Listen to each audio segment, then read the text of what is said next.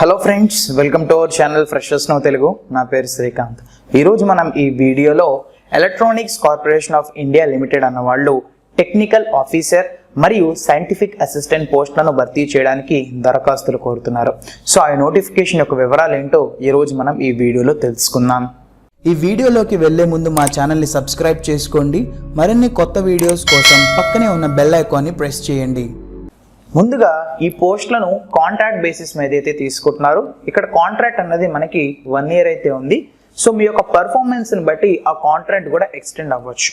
Okay, so కాబట్టి ఈ యొక్క కాంట్రాక్ట్ కనుక ఎక్స్టెండ్ అవ్వాలి అని అనుకుంటే మీ యొక్క పర్ఫార్మెన్స్ మీద బేస్ అయి ఉంది. ఓకే, నెక్స్ట్ ఇన్ డీటెయిల్గా అసలు మనకి ఎలాంటి క్వాలిఫికేషన్ ఉండాలి, ఏజ్ లిమిట్ ఏంటి, మొత్తం వివరాలు తెలుసుకుందాం. ఇక్కడ మీరు చూసుకున్నట్టయితే టెక్నికల్ ఆఫీసర్ ఆన్ కాంట్రాక్ట్ కనుక చూసుకున్నట్టయితే ఇక్కడ పోస్టులకు వచ్చేపాటికి మొత్తం 8 పోస్టులు అయితే ఉంది. పోస్ట్ క్వాలిఫికేషన్ ఎక్స్పీరియన్స్ కనుక చూసుకున్నట్టయితే ఇక్కడ మీకు 1 year ఎక్స్పీరియన్స్ అయితే ఉండాలి. అప్పర్ ఏజ్ లిమిట్ కనుక చూసుకున్నట్టయితే 30 years. సో ఇక్కడ వాళ్ళకి శాలరీ కనుక చూసుకున్నట్టయితే 23,000 రూపాయల దాకా ప్రొవైడ్ చేస్తున్నారు. నెక్స్ట్ సైంటిఫిక్ అసిస్టెంట్ కనుక చూసుకున్నట్టయితే ఇక్కడ పోస్టులు కేవలం ఒక పోస్ట్ అయితే ఉంది. ఇక్కడ మీరు కనుక చూసుకున్నట్టయితే పోస్ట్ క్వాలిఫికేషన్ ఎక్స్పీరియన్స్ కనుక చూసుకున్నట్టయితే 1 year అయితే ఉంది. నెక్స్ట్ అప్పర్ ఏజ్ లిమిట్ కనుక చూసుకున్నట్టయితే 25 years. వీళ్ళకి శాలరీ కనుక చూసుకున్నట్టయితే 20,202 రూపాయలు అయితే ప్రొవైడ్ చేస్తున్నారు. ఓకే, ఇక్కడ వీళ్ళు పోస్ట్ తగ్గట్టు ఎసెన్షియల్ క్వాలిఫికేషన్ మరియు ఎక్స్పీరియన్స్ యొక్క డీటెయిల్స్ కూడా ఇచ్చారు. ఫస్ట్ది ఇక్కడ మీరు చూసుకున్నట్టయితే ప్లేస్ ఆఫ్ పోస్టింగ్ వచ్చేవాడికి SSSD ఆర్ హైదరాబాద్. ఇక్కడ పోస్టుల కేటగిరీలు కనుక చూసుకున్నట్టయితే 5 పోస్టులు అయితే ఉన్నాయి. ఇక్కడ 3 UR వాళ్ళకి, 1 OBC, 1 SC వాళ్ళకి. నెక్స్ట్ కనుక చూసుకున్నట్టయితే essential qualification first class engineering degree in computer science or information technology engineering with minimum 60% marks అన్నవి ఉండాలి. ఇక్కడ ఏంటంటే మీరు మీ యొక్క ఇంజనీరింగ్లో కంప్యూటర్ సైన్స్ కానీ ఇన్ఫర్మేషన్ టెక్నాలజీ కానీ మీ యొక్క బ్రాంచెస్ తీసుకొని ఉంటే మీరు దీనికి అప్లై అయితే చేసుకోవచ్చు. ప్లస్ మీకు దీంట్లో 60% అగ్రిగేట్ మార్క్స్ అనేవి ఉండాలి. నెక్స్ట్ కనుక చూసుకున్నట్టయితే with 1 year post qualification experience in field of software development. So software development ఫీల్డ్లో మీకు 1 year ఎక్స్పీరియన్స్ అయితే ఉండాలి. Exposure to quality systems such as CMMI or ISO 9001 is desirable. So ఇది మనకి desirable qualification. Okay, next FAG EDP Hyderabad. ఇక్కడ కనుక చూసుకున్నట్టయితే మనకి మొత్తం 3 పోస్టులు అయితే ఉన్నాయి. 2 UR వాళ్ళకి, 1 OBC వాళ్ళకి. ఇక్కడ ఎసెన్షియల్ క్వాలిఫికేషన్ మరియు ఎక్స్పీరియన్స్ కనుక చూసుకున్నట్టయితే first class engineering degree in computer science or information technology engineering with minimum 60% aggregate marks. So దీనికి ఎడ్యుకేషన్ క్వాలిఫికేషన్ కనుక చూసుకున్నట్టయితే ఇంజనీరింగ్. సో ఇంజనీరింగ్లో మీరు కంప్యూటర్ సైన్స్ కానీ ఇన్ఫర్మేషన్ టెక్నాలజీ కనుక తీసుకుని ఉంటే దీనికి ఎలిజిబుల్.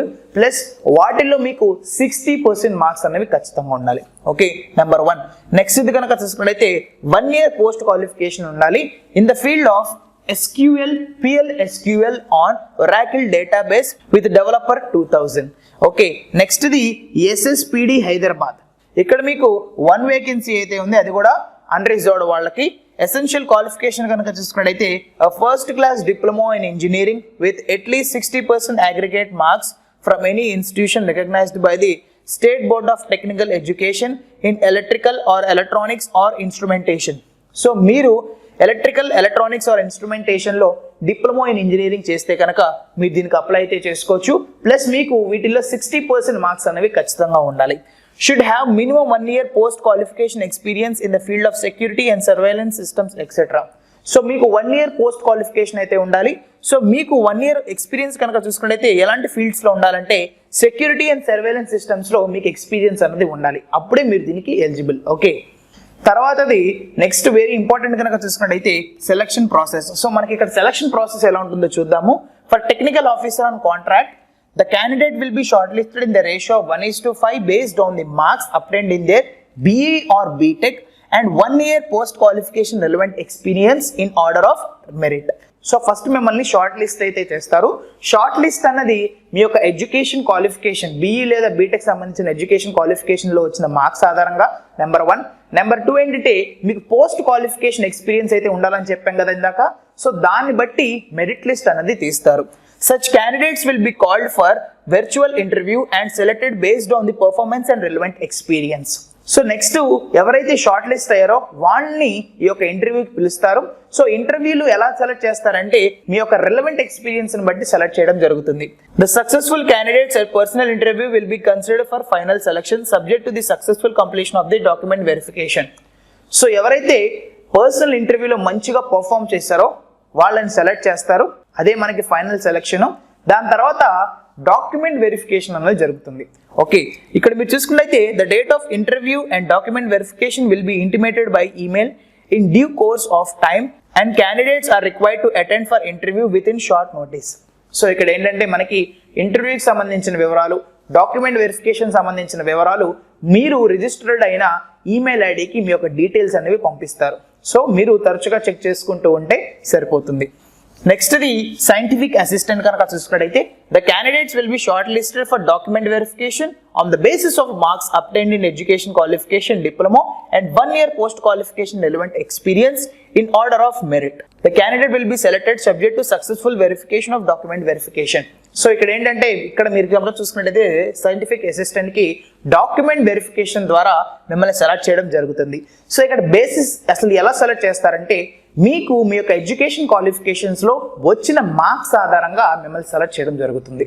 ఓకే, నెక్స్ట్ ఇది కనుక చూసుకున్నట్టయితే మీరు కనుక దీనికి ఇంట్రెస్ట్ అయి ఉంటే ఎలా అప్లై చేసుకోవాలో చూద్దాము. Eligible candidates have to apply online by visiting our website. వాళ్ళ యొక్క వెబ్సైట్ అయితే ప్రొవైడ్ చేశారో ఎవరైతే ఇంట్రెస్టెడ్ క్యాండిడేట్స్ కనుక ఉన్నారో వాళ్ళు వాళ్ళ యొక్క వెబ్సైట్ ద్వారా అప్లై అయితే చేసుకోవచ్చు. By selecting careers followed by ఈ రిక్రూట్మెంట్. సో ఆ యొక్క వెబ్సైట్ ఓపెన్ చేసి మీరు ఫస్ట్ కెరియర్స్ అన్నదాన్ని చూస్ చేసుకోవాలి. దాని తర్వాత ఈ రిక్రూట్మెంట్ అన్నదాన్ని చూస్ చేసుకుని మీరు ఆన్లైన్ అప్లికేషన్ అన్నది ఫిల్ చేయొచ్చు.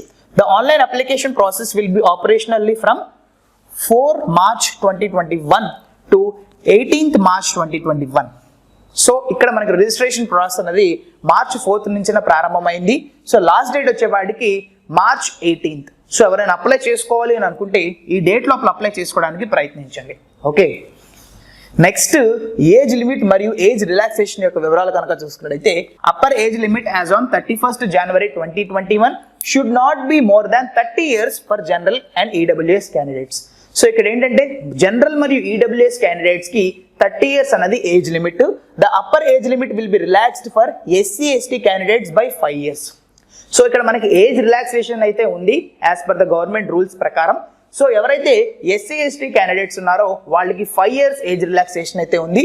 ఓబీసీ క్యాండిడేట్స్ కనుక చూసుకున్నట్టయితే 3 years ఏజ్ రిలాక్సేషన్ అయితే ప్రొవైడ్ చేస్తున్నారు. For candidates belonging to PWD category having 40% disability or more will get 10 years age relaxation in addition to the relaxation applicable to the categories mentioned above. So ఇక్కడ ఏంటంటే ఎవరైతే 40% కన్నా ఎక్కువ disability ఉన్న PWD candidates కి 10 years age relaxation అయితే provide చేస్తున్నారు. Next ఇది కనుక చూసుకున్నట్లయితే the upper age limit is relaxed by 5 years for candidates who had ordinarily been domiciled in the state of Jammu and Kashmir. So ఎవరైతే జమ్మూ అండ్ కాశ్మీర్ స్టేట్ లో ఉన్నారో వాళ్ళకు కూడా 5 years ఏజ్ రిలాక్సేషన్ అయితే ప్రొవైడ్ చేస్తున్నారు. నెక్స్ట్ ఇక్కడ మనకి కొన్ని ఇంపార్టెంట్ డేట్స్ అయితే ఇచ్చారు. సో మీరు చాలా ఇంపార్టెంట్ గుర్తుపెట్టుకోవాల్సింది a commencement of online registration of application by candidates. So మనకి ఆన్లైన్ అప్లికేషన్ ప్రాసెస్ అనేది March 4th 2021 ప్రారంభమైంది. నెక్స్ట్ లాస్ట్ డేట్ కనుక చూసుకున్నట్టయితే March 18. సో ఇంట్రెస్టెడ్ క్యాండిడేట్స్ ఉంటే ఈ డేట్ లోపల అప్లై చేసుకోండి. డాక్యుమెంట్ వెరిఫికేషన్ అండ్ ఇంటర్వ్యూ అన్నది వాళ్ళ యొక్క వెబ్సైట్ లో మెన్షన్ చేస్తారు. సో మీరు వాటి గురించి సమాచారం తెలుసుకోవాలనుకుంటే వాళ్ళ యొక్క వెబ్సైట్ ని మీరు తరచుగా ఫాలో అయితే సరిపోతుంది. సో ఈ నోటిఫికేషన్ గురించి ఇంకేమైనా మీరు సమాచారం తెలుసుకోవాలి అని అనుకుంటే మీరు ఈ లింక్ ద్వారా తెలుసుకోవచ్చు. ఈ యొక్క లింక్ మేము కింద డిస్క్రిప్షన్ లో కూడా ఇస్తాము. లేదా మీరు గూగుల్లోకి వెళ్ళి ECIL రిక్రూట్మెంట్ 2021 ఫ్రెషర్స్ అని కొడితే మీకు ఫస్ట్ ఒక వెబ్సైట్ అయితే వస్తుంది. సో దాన్ని కనుక మీరు ఓపెన్ చేస్తే ఈ నోటిఫికేషన్ సంబంధించిన పూర్తి సమాచారం అందులోనే ఉంటుంది. ఈ వీడియో కనుక మీకు నచ్చినట్లయితే లైక్ చేయండి, మీ ఫ్రెండ్స్కి వీడియోని ఖచ్చితంగా షేర్ చేయండి. మీకు ఏమైనా డౌట్స్ ఉంటే కింద కమెంట్ బాక్స్లో కమెంట్ చేయండి. And don't forget to subscribe to our channel freshers now Telugu. Thank you, have a great day.